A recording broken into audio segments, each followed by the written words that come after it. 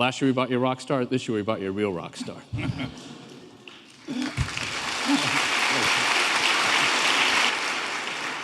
So what we're going to do is I'm going to ask Warren a series of questions over 25, 30 minutes, and then we'll take your questions in the crowd and let the students have a chance to ask Warren about his experiences. What do you think the lessons are of the last couple of cycles that you've seen from an investor standpoint? We've got a lot of young kids out there. You've lived through multiple cycles in the 50, 60 years plus you've been investing, 70 years investing. What are the lessons and what, these are young people, what should they take away? The lessons are that people will continue to make the same mistakes they've made. I mean, humans, and it doesn't correlate to IQ particularly. I mean, when they get greedy, and we had this huge bubble in the most important asset the American public has, housing. I mean, so you had a huge bubble in something that you could borrow heavily against. So you could run a margin account effect on a house instead of stocks, and the conditions got very lax, and so when that bubble popped, but people came into that gradually. When they get fearful, it happens all at once. I mean, when people get scared, they all want to leave at one time. And we had them all want to leave at one time, and that'll happen again. It'll happen with a different set of circumstances, but the human animal will keep behaving pretty much the way it has in the past. So we will have periodic recessions. We'll have an occasional panic, which doesn't all recessions don't come from panics, but the good news is, if you look at the 20th century, in the 20th century, we had 2 world wars, we had the Great Depression, we had the flu epidemic, we had the Cold War, we had the atom bomb, you name it. The Dow Jones average went from 66 to 11,497. With all these terrible things happening supposedly at various times. America works. And when I bought my first stock when I was 11, that was in the spring of 1942. And that was a couple months after Pearl Harbor. And we were getting clobbered in the Pacific at Corregidor and Bataan. I mean, the Death March of Bataan. And in the European theater, the Blitz of England was on. And the Dow was at about 100. But just look at where we are now. I mean, the country really works. The trick is, it seems to me the obligation of a society as prosperous as ours is to figure out how nobody gets left too far behind. Right.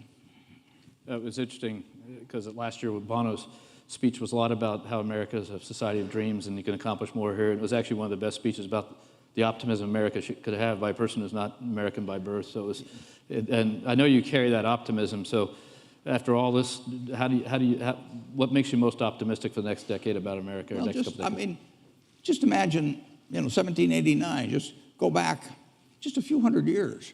There wasn't anything here, in this country. And Sir Christopher Wren, I think, that designed St. Paul's Cathedral is buried there, and there's a little plaque there, and it says, if you seek my monument, look about you. Well, I say, in America, if you seek America's monument, look about you. This country has all come about in a few hundred years. We had less than 4 million people, when we became a country. China had 300 million people at that time. Europe had about 75 million. They were just as smart as we were. They worked just as hard as we did. They had natural resources that were similar to ours. And yet we ended up with a quarter of the world's GDP, a few hundred years later.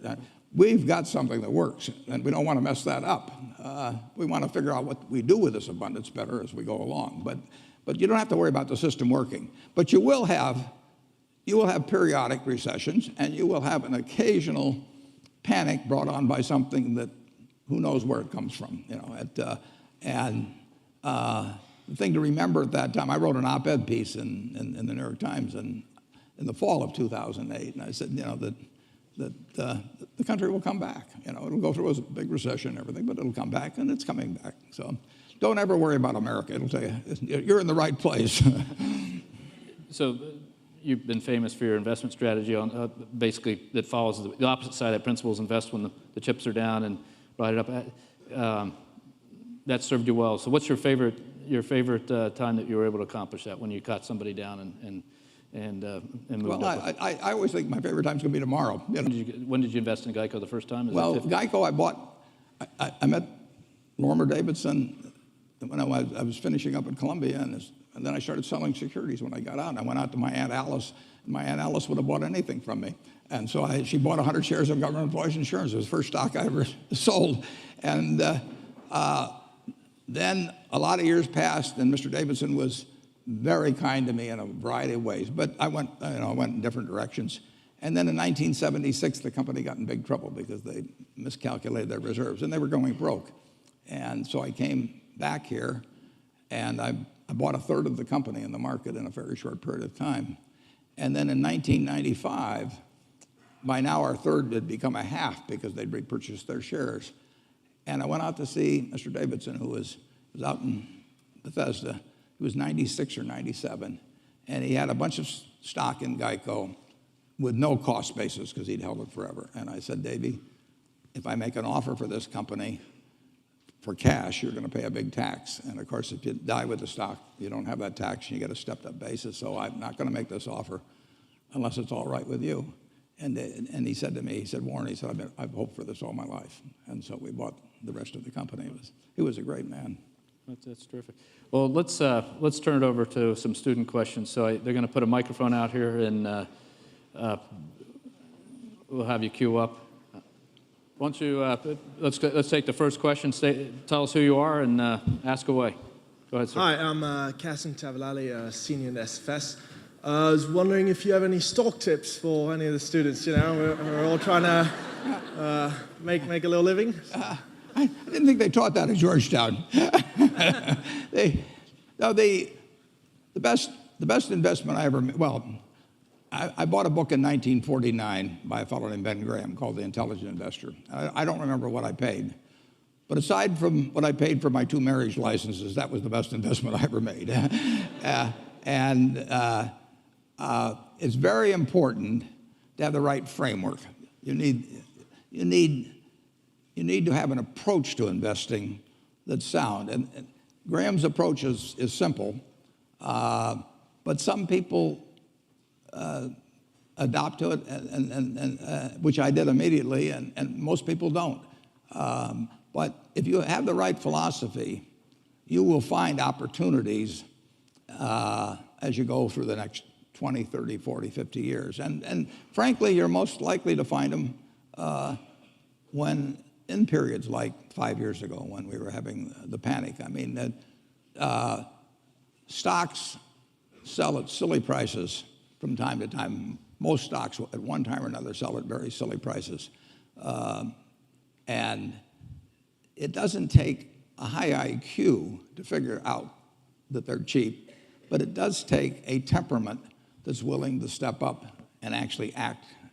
I tell people, if they're going in the investment business, if you got 160 IQ, sell 30 points to somebody else because you won't need it. I mean,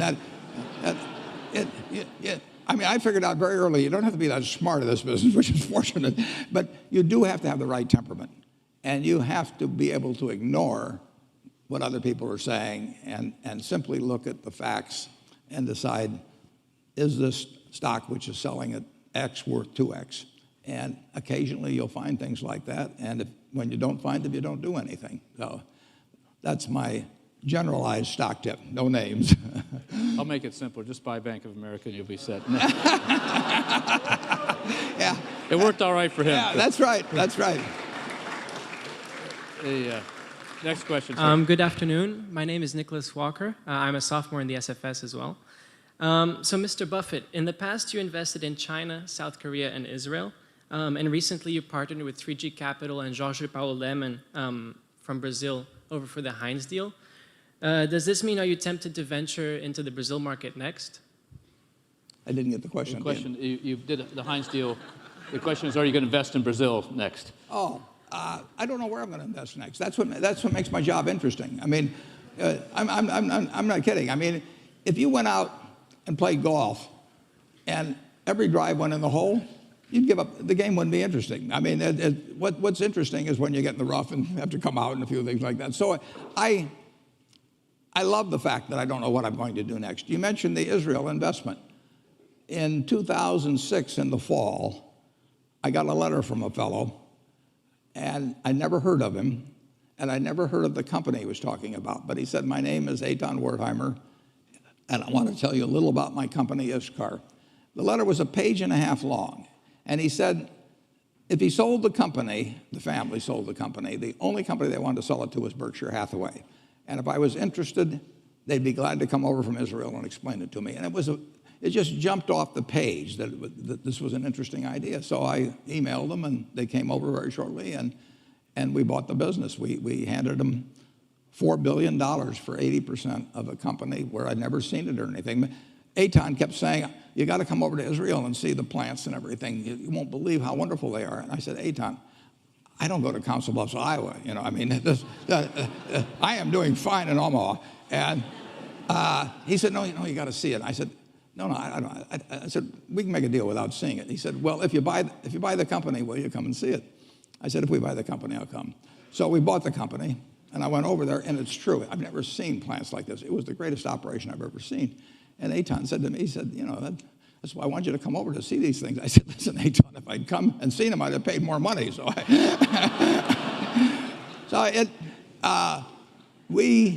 We have a wonderful partnership with the people in Israel. But I don't know tomorrow, our partnership with the people in Brazil, with Georgie Paulo Lemon and his associates, they are sensational people. I got to know Georgie Paulo when I was on the board of Gillette with him.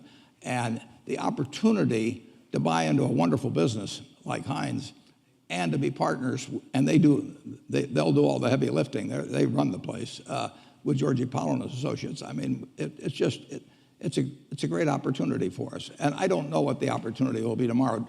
With Georgie Paulo, as last December, I was going out to Boulder, Colorado, where he had a group that met, and he said, I think I've got an idea might interest you when I get out there. And so I went out there, and as we came back on the plane, he explained what he was thinking about in terms of Heinz, and I said, count me in. And I will tell you one other thing, which is quite impressive about him.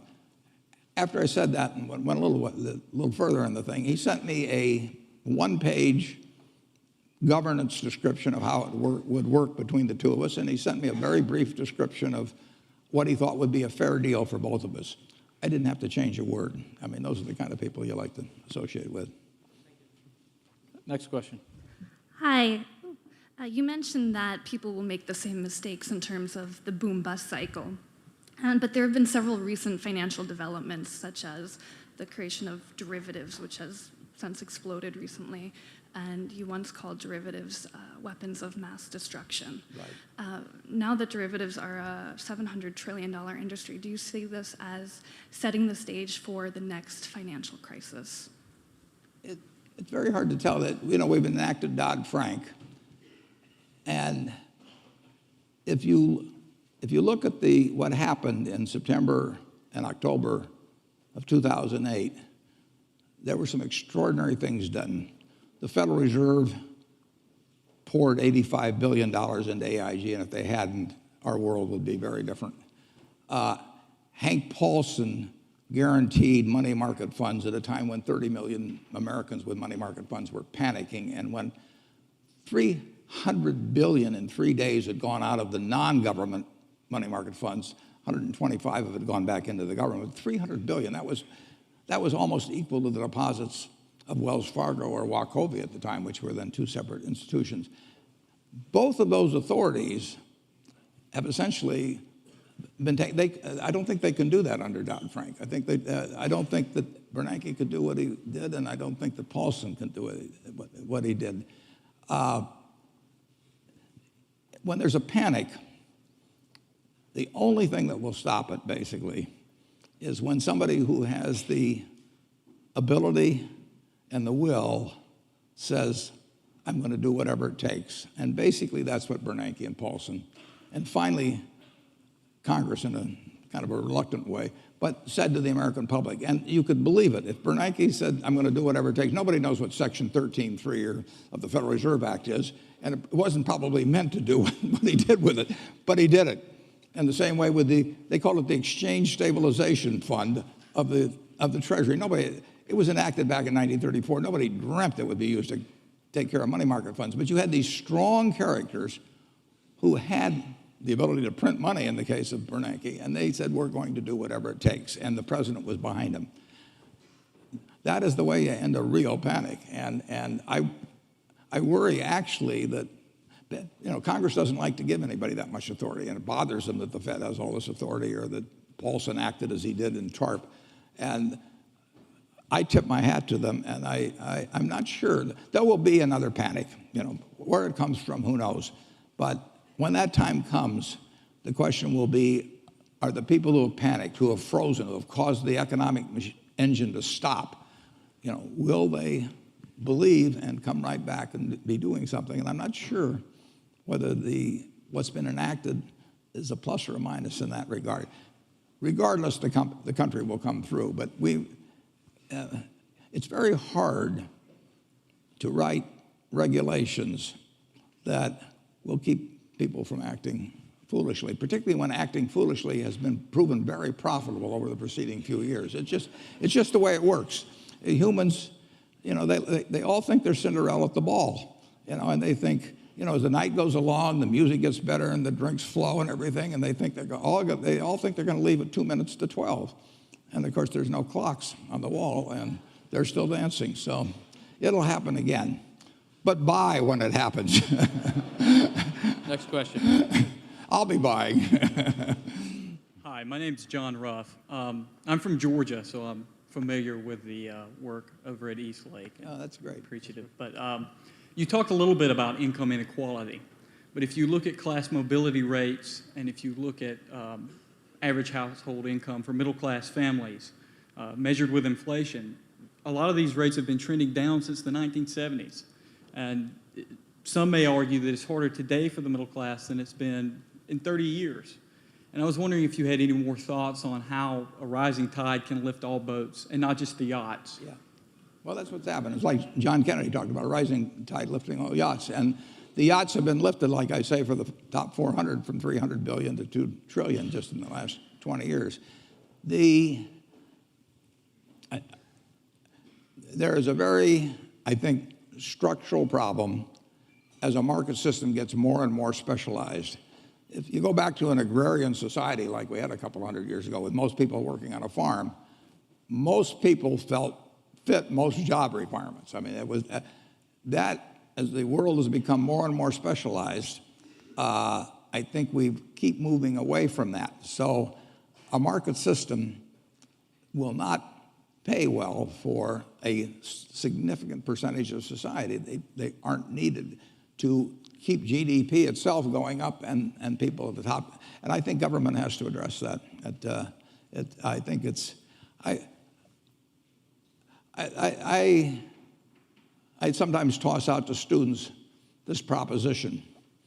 Imagine that it's 24 hours before you're born, and you're sitting there, Johnny or Joni, we don't know yet, and you're in the womb, and a genie comes. And the genie says, John or Joni, you strike me as a remarkable potential human being, and I'm going to give you an enormous responsibility. I'm going to let you decide the world, how the world is going to work into which you're going to emerge. You can decide on the economic system, the social system, the political system. You design it. And whatever you design, that's going to be the system in which you live, your children live, grandchildren live. And you, being wise beyond your minus 24 hours of age, say, I know all about you genies. What's the catch? And the genie says there's one catch. Just before you emerge, having designed a system, put it in cement, you're going to go over to that barrel over there that has 7 billion slips in it, one for every human being in the world, and you're going to pull out a slip. It may say male, it may say female, it may say white, it may say black, it may say infirm, it may say strong, it may say bright, it may say below average. It may say United States, it may say Bangladesh. Now, not knowing which ticket you're going to pull out, what kind of a world do you want to design? Well, you certainly want to design a world that produces lots of goods and services and keeps producing more and more. You want a lot of stuff around. It could be the world's fairest society, but if it's on a barren desert island, it isn't going to do anybody good. So you really want something that works in terms of output. But once you have something that works in terms of output, you certainly want something that eliminates fear from everybody's life. Now, that doesn't just mean a lot of cops. It means fear of old age, fear of health, all of those problems. And you certainly want a system not knowing tickets you're going to get that takes care of the people that don't survive so well in that market system, which maximizes the amount of output, your first goal. And I think we've done a wonderful job at the first stage. We have learned how to turn out lots of stuff. We have not thought as much, although we've thought a fair amount. I mean, when Social Security came in and all of that, I mean, this country has developed in terms of thinking about how a rich family should behave. But we have not, I think we are in the stage where we need to focus more on making sure that the people who get the bad tickets do better than they are. And, you know, we said that blacks were 3/5 or slaves were 3/5 of a person back when we started. And said, you know, we said all men are created equal in 1776, and in 1789 we said blacks are 3/5 of a person. You know, we not only said all men are created equal, but in the Gettysburg Address, you know, Lincoln repeated it. It was 1920 before we passed the 19th Amendment for women. So we treated women as an essentially different class for all those years. So I think we've gone significantly in the right direction in terms of behaving better as a society, and I think we've gone terrifically in the right direction in terms of turning out lots of stuff. But I think we have to address the question of how do you treat the people that are left behind in a system that maximizes the output of goods and services. And that can only come through government. Next question. Good evening. My name is James Fishback. I'm in the School of Foreign Service, first year. It's no doubt that you're an outspoken fan of Ben Bernanke, but know he's going to be stepping down in January of next year. Whomever takes over the position, do you think that they should continue the Fed's controversial buyback program? And if so, for how long? Well, I think they should take Bernanke's approach, which he says he's going to keep doing it until he sees more improvement in the economy. And I think he's been mildly disappointed, not hugely disappointed, but mildly disappointed in the rate of improvement in the economy in the last few years, and therefore, just the other day, he said he's going to extend it further until he sees it. So he's not prejudging exactly when it's going to happen. He's telling you the conditions under which he'll change, and the economy is getting better. We are in an experiment which hasn't really been tried before. I mean, Fed has a $3.5 trillion balance sheet, and buying securities is usually easier than selling securities, as sometimes people find out. So we don't know how this game plays out. And just the announcement, whenever it was a few months ago, or the hint that tapering was going to occur, that had some significant market reactions, probably 100 basis points or so in the 10-year.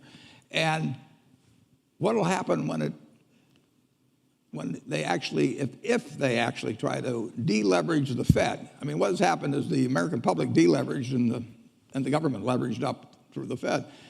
If the Fed deleverages that in any big way, that will be a new experiment. And but Warren, as we were talking earlier, the question is, when they do that, the economy has to be growing faster. And the piece people don't take into account is they're clear that they're going to stay there until the economy grows faster. And he has no pressure on him. In fact, the Fed is the greatest hedge fund in history. I mean, you've got $1.1 trillion financed by currency and circulation, which doesn't cost anything, and they got about $1.8 trillion or $1.9 trillion for the banks at 25 basis points. And I mean, the Fed is going to make $80 billion or something like that. The Fed is the fourth largest contributor to the United States government's revenues that there is now. That wasn't the case a few years back, but it's 80 or 90 billion a year probably. And it is under no pressure, none whatsoever, to have to deleverage. So it can pick its time, and if you have somebody wise there, and I think Bernanke's wise, and I certainly expect his successor to be,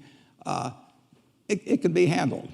But it is something that's never quite been done on this scale. It'll be interesting to watch. No, it will be, and we've seen the lesson in the market moving ahead and back just based on the last 30 days. So I think we're going to take one more question, and then from the next student. Hi, Mr. Warren Buffett. My name is Xueli, and I'm from China. I'm currently a graduate student in Georgetown. My friend, Dennis Zhao, and we are both a very big fan of you and your friend Charlie. And we read his book, which is very interesting. He had this whole system of criteria on how to evaluate a company. it's all very confusing, but he said that Warren and I are always staying away from the industries we don't know. So you have candies, railways, and Coca-Cola. But now the world is changing, and we are living in a new era. The business models are changing. The B2C platforms, everybody is shopping online. Maybe in a few years, everyone is going to pay with their iPhones, and Bank of America no longer issues credit cards. So non-profit is a new model, and So what's a dinosaur like me going to do? Yeah. yeah, there are just so many things you don't know about. He'll take out his flip phone and show you, so he's Yeah. not going to be one. This is my new one. What? It's going to take. It's going to I take. just turned in the one Alexander Graham Bell gave me. But,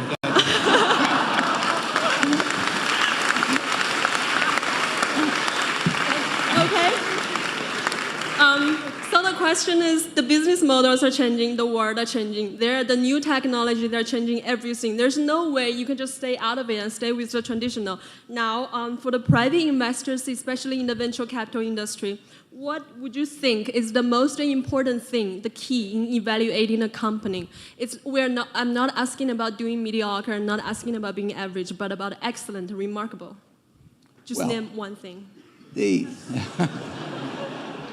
the most important thing is to be able to define which ones you can come to an intelligent decision on and which ones are beyond your capacity to evaluate. You don't have to be right about thousands and thousands and thousands of companies. You only have to be right about a couple. I met Bill Gates on July 5th, 1991. We were out in Seattle, and Bill said, "You've got to have a computer." And I said, "Why?" And he said, "You can do your income tax on it."